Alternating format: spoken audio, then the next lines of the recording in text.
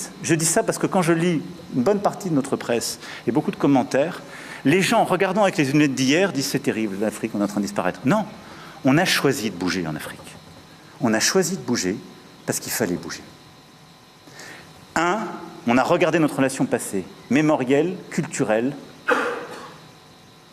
on la factualise, on l'assume, on se dit la vérité. Mais on ne cède rien à la désinformation et aux ingérences. 2, nous avions une relation sécuritaire. Elle était de deux natures, en vérité. Il y a une partie, c'était notre engagement contre le terrorisme, depuis 2013. On avait raison. Je crois qu'on a oublié de nous dire merci. Quand je prends des propos d'Emmanuel Macron sur l'Afrique, eh bien, tout Africain conscient devrait donc comprendre très vite tout ce qu'il a pu nous dire et qu'est-ce que ça signifie. Le général Tiani a dit il n'y a pas longtemps du changement donc de tactique ou de stratégie des forces françaises en Afrique. Et je pense qu'il est venu le confirmer. Il s'agit de dissoudre et de garder un dispositif socle. Et Emmanuel Macron l'a si bien dit qu'on ne peut que le remercier pour cette sincérité. Même si certains ont voulu mettre la poudre aux yeux de leur population, mais la réalité finit par rattraper aussi.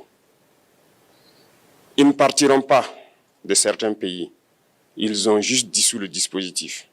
Vous ne les verrez plus dans des bases, mais dans les ambassades, ils seront là. Ils vont constituer des sociétés de sécurité pour sécuriser leurs sociétés qui existent dans ces pays-là. Mais les soldats seront là. Mais vous ne les verrez plus en tenue ou rassemblés dans des bases. C'est tout ce que ça veut dire.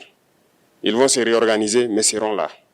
Il a parlé de politesse vis-à-vis de certains chefs d'État en leur donnant la primauté d'annoncer donc la rupture ou le départ des forces françaises.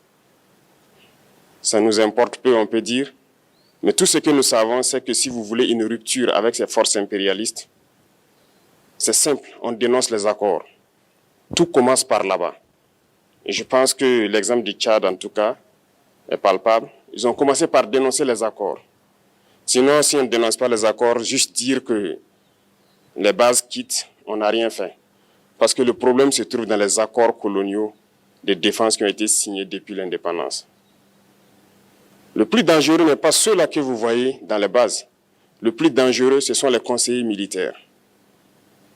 Les conseillers militaires existent dans tous ces pays. Ils ont existé au Burkina aussi jusqu'en fin 2022, jusqu'à ce que nous prenions nos responsabilités. Et qui sont ces conseillers militaires? C'est ceux-là qui sont censés mettre en pratique la politique de la France ici. Ils doivent travailler à rendre nos armées très faibles pour que la France puisse toujours avoir l'argument d'exister ici. Sous Blaise Compaoré, ils avaient réussi.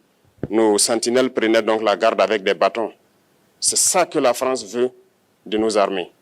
Lorsque nous arrivons à cette étape, nous n'avons pas le choix que de vouloir qu'ils viennent s'installer. Mais l'armée burkinabé a réussi à un moment donné à se débarrasser des conseillers militaires.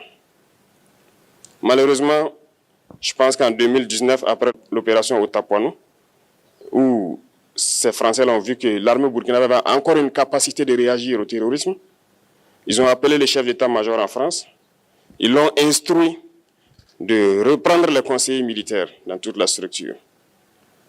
Eh bien, il n'a pas accepté, mais au retour au pays, les politiques l'ont instruit d'accepter les conseillers militaires.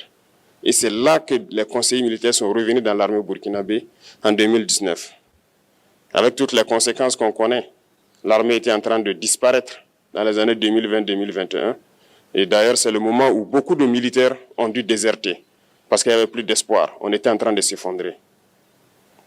Voilà un peu comment ils travaillent. À l'état-major général des armées, dans tous les états-majors d'armée, dans les écoles, c'est eux qui sont censés nous dicter la politique de notre armée. C'est eux qui nous disent combien recruter, quand recruter et qu'est-ce qu'il faut en faire.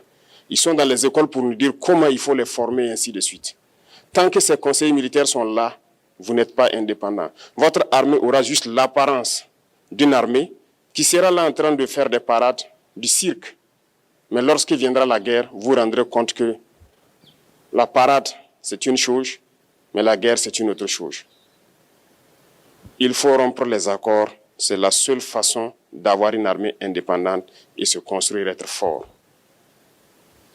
Mais beaucoup de gens ne le comprennent pas peut-être. Et même avec ces accords, la France choisit dans nos États des élèves officiers pour aller les former. C'est à travers ces mêmes accords.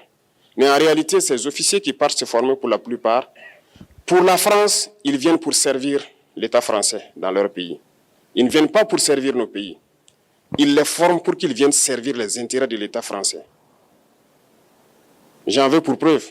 Lorsque nous nous sommes révoltés, beaucoup d'officiers au Burkina qui ont été formés en France ont été immédiatement contactés pour leur dire que c'est le moment de se mettre en action parce que vous avez été formés pour ça, pour servir les intérêts de la France. La plupart de ces officiers nous ont rendu compte, nous avons pris acte et nous continuons de suivre.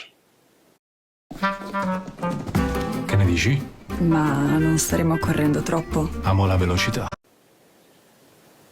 Lorsque un officier formé en France arrive dans son pays et par malheur meurt soit par accident ou bien sur le champ de bataille, en France, il y a une nuit d'hommage aux morts dans l'armée, comme partout ailleurs.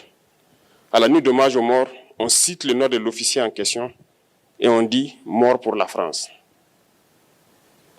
Il ne le forme pas pour servir son pays, il le forme pour servir leur État. Et dans beaucoup d'États africains, il y en a plein de ces officiers.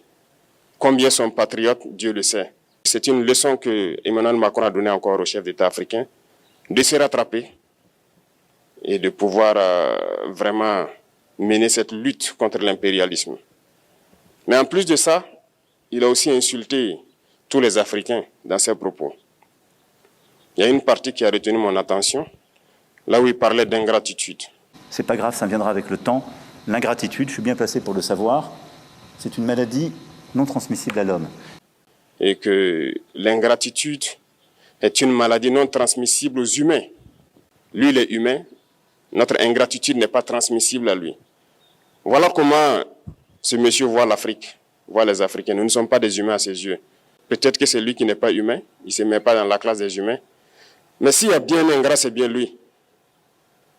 Je pense que s'il n'est pas athée et qu'il prie, à chaque matin qu'il se réveille et qu'il prie, il devrait aussi prier les Africains. Parce que c'est grâce à nos ancêtres qu'il existe aujourd'hui une France. Il devrait nous prier. À ses yeux, nous ne devons pas être des humains, nous sommes plus que des humains. Ce sont des messages très forts qu'il passe. Moi, je pleure le peuple français. Mais quand même, il est bien pour l'Afrique. Il est un mal nécessaire pour nous. Ceux qui veulent se réveiller, se réveillent. Ceux qui ne veulent pas se réveiller, comme on le dit, on ne peut pas réveiller quelqu'un qui ne dort pas. Les Africains doivent se réveiller. Nous devons travailler à être indépendants, à faire au moins ce que nos peuples connaissent le bonheur. Et la lutte contre l'impérialisme, c'est ça. Il faut décoloniser les mentalités, prendre en compte toutes ces données-là, parce que le monde nous donne tellement d'exemples à voir. Pour eux, il n'y a pas de morale. Ils peuvent vous désigner aujourd'hui terroriste, mais demain, vous êtes un héros. Par leur simple bouche, ils décident de ce qu'ils font. Ils parlent de démocratie, mais ils se font eux-mêmes des coups d'État constitutionnels entre eux. Ils parlent des droits de l'homme, mais ils déciment des populations ailleurs. L'Africain doit se réveiller, l'Afrique doit se réveiller. Et le combat contre l'impérialisme est permanent. Et je vous invite à incorporer ce combat, à travailler en sorte que nous soyons réellement indépendants, que nous soyons autosuffisants et que nous puissions nous développer, connaître le bonheur, ce à quoi notre peuple aspire. Merci, je vous souhaite une très bonne journée, une très bonne semaine et une très bonne année.